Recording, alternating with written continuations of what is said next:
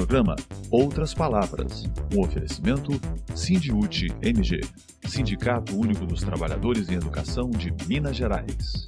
Olá, como vai? Veja agora. Não existe uma legislação que obrigue o governo a fazer o rateio. Então, assim, aí é a questão de negociação, pressão, né, para convencer, que apesar do Estado falar que não vai pagar, já foi dito isso outras vezes, que não ia pagar e pagou. Então é questão de pressão. Nós acreditamos, num projeto em que o Estado seja indutor, que faça os aportes e investimentos necessários. Nós estamos vendo que a iniciativa privada ou tem receio de fazer ou não é capaz de fazer. Então, assim, é importante que a gente tenha aí período de investimento, de crescimento econômico.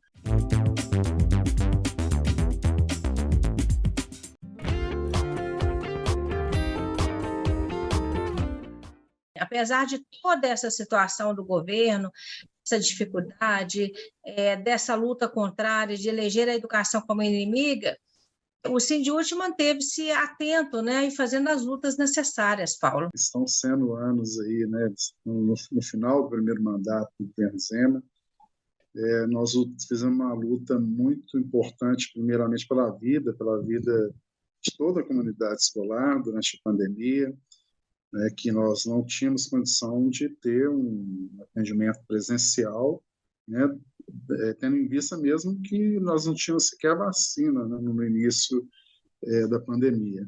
E depois ela foi sendo concedida à população em doses homeopáticas. E nós também lutamos para que nós tivéssemos uma educação emergencial à distância de qualidade. Infelizmente, os recursos que eram necessários naquele momento não foram disponibilizados pelo Estado. Nós tínhamos aí a necessidade de ampliar a banda de internet, muitos estudantes, grande parte dos estudantes não tinham equipamentos, não tinham celulares, não tinham computadores, e isso só está chegando agora esse ano, depois do retorno da aula presencial, de uma forma seletiva, precária, ainda não tem o alcance que deveria ter, e nem veio no momento que foi mais emergencial. Então, foi feito um ensino à distância que utilizou, por exemplo, a TV pública, que está sucateada, que não alcança todo o estado de Minas Gerais, que era feito de forma online, mas os estudantes muitas vezes tinham que esperar os pais chegarem em casa para pegar aquele único celular da família, para poder acessar algum conteúdo. Então, foi uma luta muito difícil. Em dinheiro em caixa, quase mais de 2,5 bilhões de reais. Fica-se muito evidente a intenção do governo de não dar esse abono, esse presentinho de final de ano para a categoria que ele fala que valoriza tanto. É muito contraditório isso, não é? Até 2019, o valor sempre foi pequeno, e desde 2021 que são valores altos, encerrou ano passado, por exemplo, com quase 3 bilhões e meio de reais. Hoje nós estamos com 2,5 bilhões. E o governo ele sempre vem com um discurso falando que não pode falar desse recurso que está disponível, porque tem outras obrigações a serem pagas e tudo mais. Mas, enfim, se você for pegar o que tem de dinheiro, de despesa que tem que ser paga, que foram contraídas anos anteriores a 2022 e tudo mais, que talvez o governo informa que tem que ser paga, ainda assim ainda sobraria um valor muito alto, de 1 bilhão e 300 milhões de reais, considerando que o Estado vai pagar tudo isso. E aí ele vem alegando por questões de legislação da lei de responsabilidade fiscal e tudo mais, mas a gente sabe que mesmo criar uma despesa não prevista no orçamento, isso é possível. A própria Lei 4.320 ela dá essas brechas, que você pode, sim, fazer processo de arrecadação por anulação de total ou parcial de uma despesa existente, que às vezes não vai ser executada, até mesmo de outro órgão, para remanejar a disponibilidade de recursos para poder ser utilizado. Então, o jeito orçamentário que a legislação permite, isso é possível. Mas a questão é uma posição política, né, que não vai gastar. Tem alguma coisa que se pode fazer para reverter essa situação, para forçar o governo a fazer esse pagamento? Assim, eu queria ouvir de você, porque a esperança é a última que morre, né? Infelizmente, assim, não existe nenhuma legislação que obrigue o governo a fazer o rateio, né? Mas, assim, a luta é questão de negociação e pressão, porque a legislação, o Paulo também disse isso, que o recurso do Fundeb ele tem que ser utilizado no ano, ressalvado 10% total que podem ser reprogramados para o ano seguinte, utilizado até o mês de abril, né? Então, mas a ideia é isso, o dinheiro entrou, tem que usar, não é fazer caixa, né? Esse saldo. E aí é porque fazendo caixa de anos, recursos de anos anteriores, principalmente recursos que sobraram do ano de 2021, né? Então, assim, aí é a questão de negociação, pressão, né, para convencer, que apesar do Estado falar que não vai pagar, já foi dito isso outras vezes, que não ia pagar e pagou, então é questão de pressão. Quanto às perspectivas para o próximo período, né, estou muito esperançoso.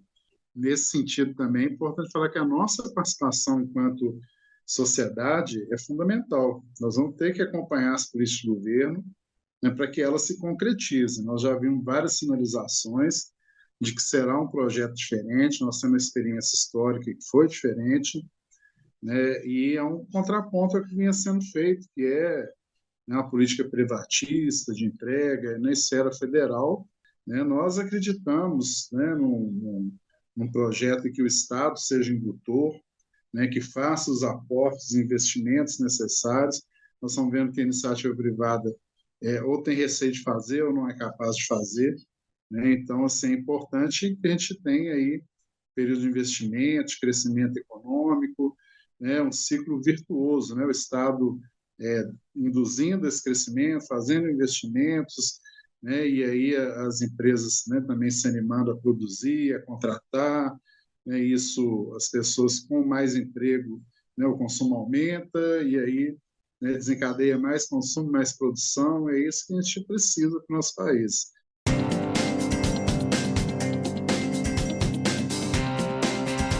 Retrospectiva Sindiúte 2022.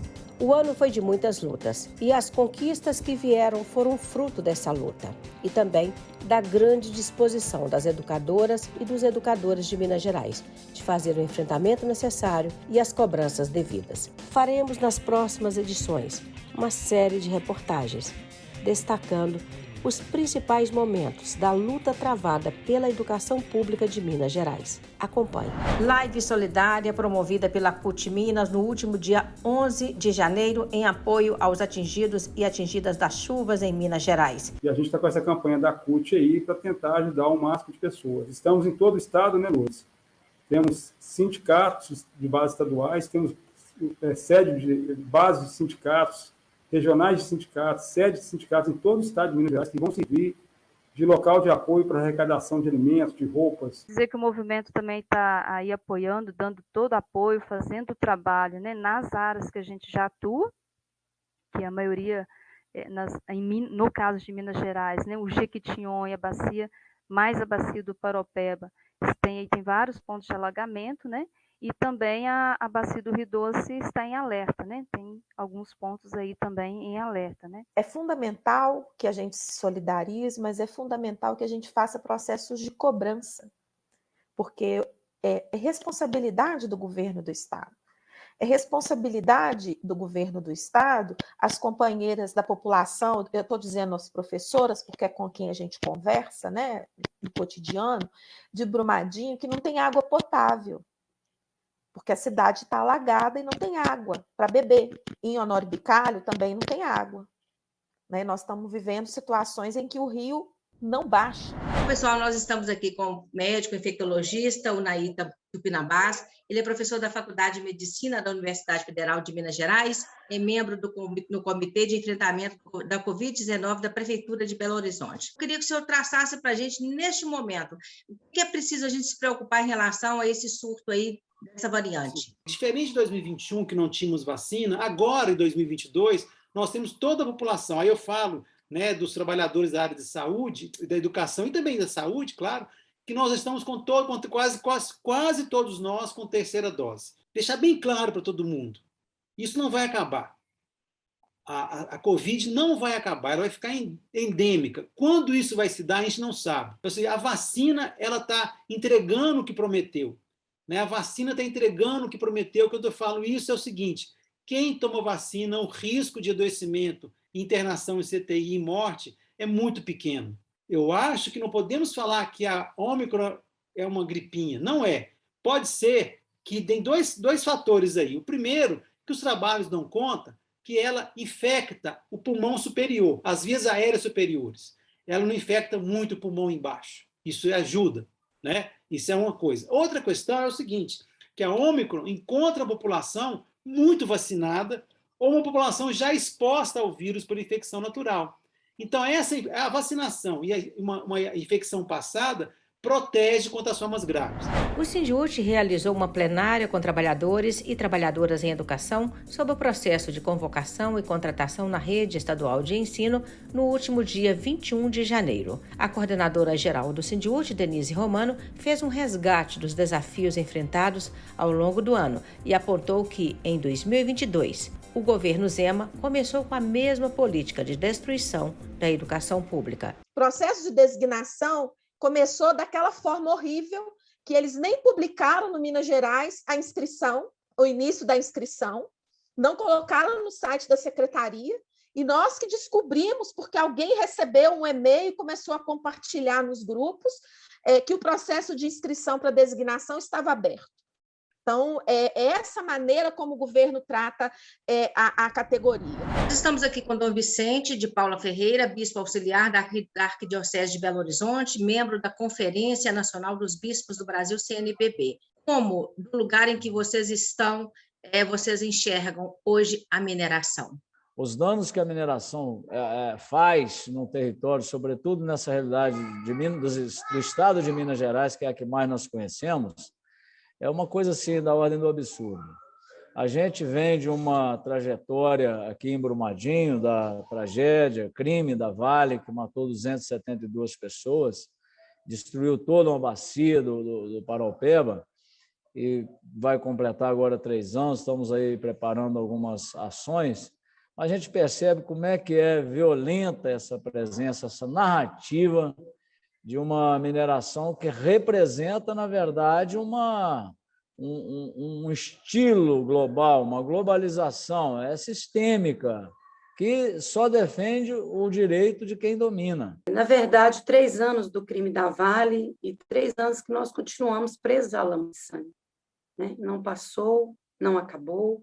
Aquele 25 de janeiro de 2019, parece que foi ontem. Né? Nós fizemos um ato por encontro, por justiça, por memória, mas esse ato dentro do nosso coração ele é feito diariamente. Nós seguimos presos à lama de sangue da Vale. A lama de sangue, a lama de dor, a lama de um crime premeditado. Né? Nós não temos dúvida, e a Polícia Federal ela afirma isso, né? Recentemente, o atestado de barragem foi comprado. Isso são ações que deixam a família em situação de dor constante, enlamaçados. Estamos aqui na Metropolitana A, em Belo Horizonte, onde nós viemos hoje pela manhã para reivindicar que as designações, que as convocações das 3 metropolitanas, a A, a B e a C de Belo Horizonte, fossem feitas por polo, para todos os cargos do processo de convocação, para professores do ensino regular e para professores de apoio. Nós acabamos de reunir com a direção da Superintendência da Metropolitana A e o compromisso assumido é de que eles irão verificar com os diretores de escola, porque da parte da Metropolitana não há objeções para que as designações sejam feitas por polos aqui em Belo Horizonte, na região metropolitana, no âmbito da abrangência das metropolitanas A, B e C. Então, nós estamos gravando esse vídeo para prestar contas aos trabalhadores em educação que fizeram essa reivindicação ao sindicato de que, para transparência, para melhor fiscalização do processo e para que as pessoas não tenham que se deslocar de um lugar para outro com o preço da passagem muito cara, que nós tivemos um reajuste da passagem aqui em Belo Horizonte, na região metropolitana, para que as pessoas possam se dirigir a um local específico para o processo de designação. Nós viemos aqui hoje entregar, de forma simbólica, protocolizar um documento ao presidente da Assembleia Legislativa, o deputado estadual Agostinho Patrus, no nosso apoio contra a judicialização que o governo do estado empreende agora contra o presidente da Assembleia Legislativa, numa clara demonstração do governo do estado de agressão à separação dos poderes, que o governo Zema tenta judicializar uma questão que é política, uma questão que precisa ser resolvida no âmbito da Casa Legislativa e quer atropelar e passar por cima das determinações aqui da Assembleia Legislativa. Nós, do Sindiúti, viemos aqui hoje fazer um ato em desagravo ao presidente da Assembleia Legislativa, demonstrando o nosso apoio à medida que ele tem tomado de não pautar o regime de recuperação fiscal no plenário desta casa. O que é o piso? Que luta que é essa? Piso salarial da educação, por que ele é importante? Nós temos 2 legislações estaduais que prevêem o piso para Minas Gerais, com a jornada de 24 horas, que é a prevista em Minas Gerais. A Lei 21.710, o deputado Rogério Correia nos ajudou na aprovação dessa lei em 2015. E também temos a emenda à Constituição, que nós aprovamos lá na Assembleia em 2018, também com a atuação do deputado Rogério, e sob a coordenação da Bia, que na época era a coordenadora do Sindiúti. E nós já então avançamos na legislação em Minas Gerais. E o que nós temos aqui é um governo do estado que não cumpre a legislação do estado que governa. O piso salarial faz parte da identidade de uma categoria. Então, se você olhar através dos conselhos regionais, as diversas categorias têm seus pisos salariais, também têm suas jornadas estabelecidas em legislação e a formação mínima exigida para aquela categoria. Então, nada mais é do que você ter uma identidade enquanto categoria profissional. Tem recurso? Tem, porque nós garantimos o Fundeb, que é o Fundo de Desenvolvimento e Manutenção da Educação Básica. Então é importante a gente resgatar a história do Fundeb também, porque na Constituição de 88 se estabeleceu que a educação pública, gratuita, era obrigação do Estado, dever do Estado, desde a creche até a universidade. Cada resposta do governo tenta pegar alguma situação para nos sonegar o que é nosso de direito, da categoria do trabalhador em educação, das 8 carreiras aqui no estado. E penso que nós estamos hoje num patamar muito diferente, porque temos essas 2 legislações e o que nos falta é escolha, né, Rogério? O governo escolhe não pagar, ele escolhe não pagar o piso. Os recursos existem. O ano passado e todos os anos anteriores, sempre a denúncia que nós, e também o mandato da Bia, o mandato do Rogério, fazendo sobre a má utilização dos recursos da educação, os recursos que são vinculados. No final de 2021, o governo teve que admitir, né? Fez aquela utilização de recursos, o rateio de forma equivocada, rebaixada, mas falou durante o ano inteiro de que os recursos não eram suficientes e no final teve que admitir, né? Teve que admitir, graças à movimentação do sindicato da categoria, do mandato da Bia lá na Assembleia, teve que admitir, teve que fazer a contragosto esse rateio. E nós trazemos agora uma conversa entre o professor da UENG, Otávio Ferreira da Silva, com a professora Denise Romano, coordenadora geral do Sindiúti, sobre a profissão docente e o movimento sindical em Minas Gerais. No governo Zema, até hoje, 3 anos, 8 mil nomeações. Nós já tivemos uma média de 10 mil nomeações por ano, de 15 mil nomeações por ano, de 2 mil nomeações por mês, nesta média. E o governo diz que não consegue dar posse a mais de 1.000 servidores, porque não tem estrutura. Sobre o piso, que é a nossa luta cotidiana, é o nosso lugar de fala dentro do movimento sindical. Depois de uma lei estadual que reconhece o piso para a jornada de 24, está escrito no parágrafo único da lei, que é o piso aplicado na jornada do professor de 24 horas na rede estadual de Minas Gerais. E está na Constituição do Estado, artigo 18A, que o reajuste do piso precisa ser aplicado todo mês de janeiro. E o governador não leu. O governador não conhece a lei. Quando foi empossado, botou a mão na Constituição do Estado e jurou que ia cumprir.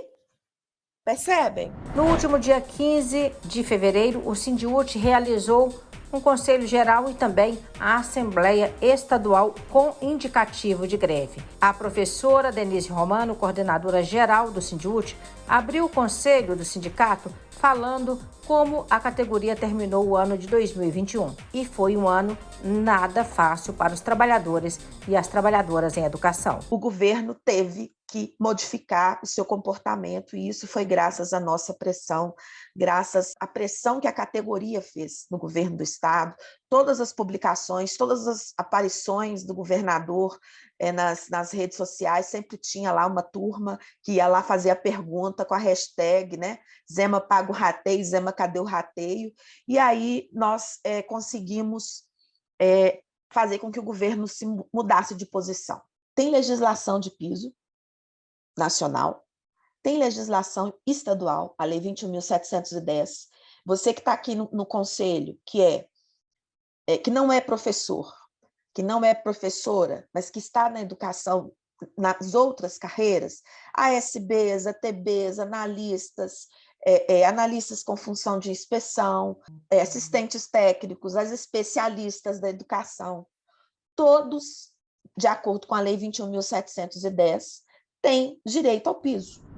Hoje nós estamos recebendo a jornalista Daniela Arbex. Dos 5 livros, 4 ou já foram adaptados ou estão em processo de adaptação. E isso me deixa muito feliz, porque é a oportunidade da gente contar essas histórias que são necessárias e profundas e que nos fazem enxergar os vários Brasis para um número muito maior de pessoas. Muito corajoso da sua ousadia como documentarista, como escritora que investiga,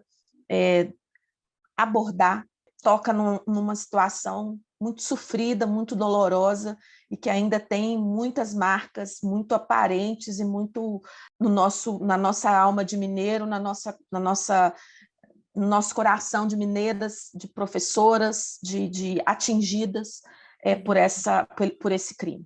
Ele mostra não só os bastidores desse crime, né, o maior desastre humanitário do Brasil, e você consegue acompanhar tudo o que aconteceu nas 96 horas seguintes pós-rompimento, quase que em tempo real, e também consegue descobrir, o leitor consegue também entender quais foram as decisões que a Vale tomou para chegar naquele rompimento de 25 de janeiro de 2019 a meio de 28. Então, ele é um livro absolutamente humano, mas que expõe as nossas chagas. Denise Romano, coordenadora geral do Sindiúti, foi convidada a participar do podcast Fala CUT Minas. E neste episódio, ela bate um papo com o presidente da Central Única dos Trabalhadores em Minas Gerais, Jairo Nogueira Filho. Senta para explicar bem como é que surgiu o Fundeb, né? Que essa política o Bolsonaro tentou extinguir o Fundeb, né? Sim.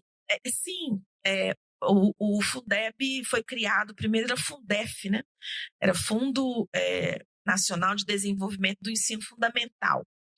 Então, no governo Lula, foi criado o Fundeb, que era o Fundo de Desenvolvimento da Educação Básica, Fundo Nacional de Desenvolvimento da Educação Básica, que engloba toda a educação básica. Em 2020, o Fundeb, aquela regra anterior, se extinguiu. Então, era necessário se fazer uma nova legislação com um Fundeb permanente. Foi essa disputa feita em julho-agosto de 2020. Então, nós fizemos uma grande mobilização no país todo,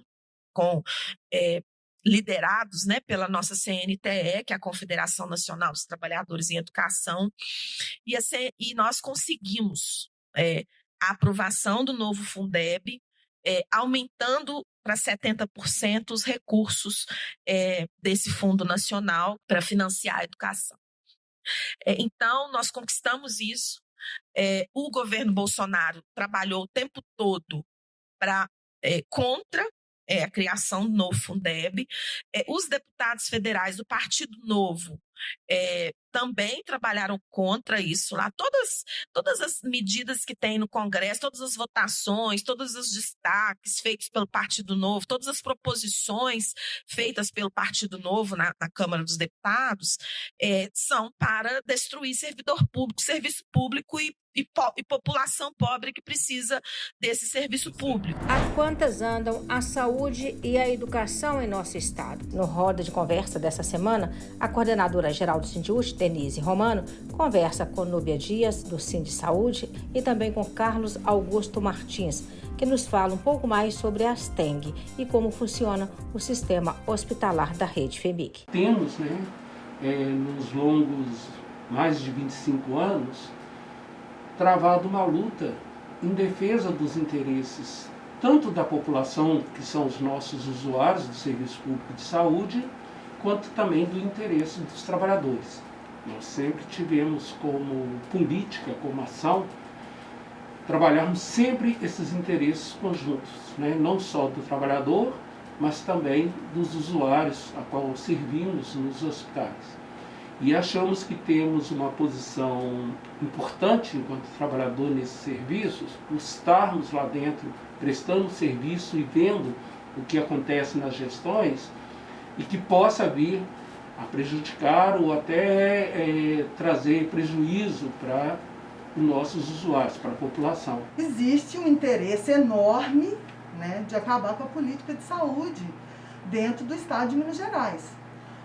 Vamos imaginar que hoje, nós estamos hoje com 65% dos trabalhadores e trabalhadoras do sistema estadual de saúde, principalmente aqueles que fazem parte da estruturação e organização desse sistema, eles estão em torno aí de 65% a 68% prestes a aposentar. Quem é que vai tocar o sistema? Porque a gente sabe que político não tem como tocar o sistema. Quem toca é o trabalhador efetivo. E mais, estão todos adoecidos, Porque se nós temos um sistema hoje funcionando e que trabalhou com tanta eficiência, para o fim dessa pandemia e hoje segura com os braços, para atender essa sociedade, nós temos um risco enorme que ele acabe. Um grande esquema de sucateamento da maior empresa de Minas Gerais e do país. A CPI da CEMIG na Assembleia Legislativa chega ao seu final e mostra uma série de favorecimentos suspeitos a empresários ligados ao Partido Novo, o mesmo do governador Romeu Zema. O que a gente viu na CPI machucou muito a gente, sabe? Então, assim, como mineiro, como algumas pessoas dentro do sindicato até brincam que nós somos donos da CEMIG duas vezes, uma por ser mineiro e outra por ser hereditário, Então, a gente tem um apreço muito grande pela empresa. E o que a gente viu desde o início do governo Zema, Bia e Rogério, foi a tentativa de destruição da empresa e da destruição dos seus trabalhadores. É uma coisa assustadora. O que é convalidação, na verdade? Foi chamado pessoas para prestar serviço, chamado empresas para prestar serviço, e só depois, e às vezes meses depois, 6 meses depois, é que foram fazer o contrato.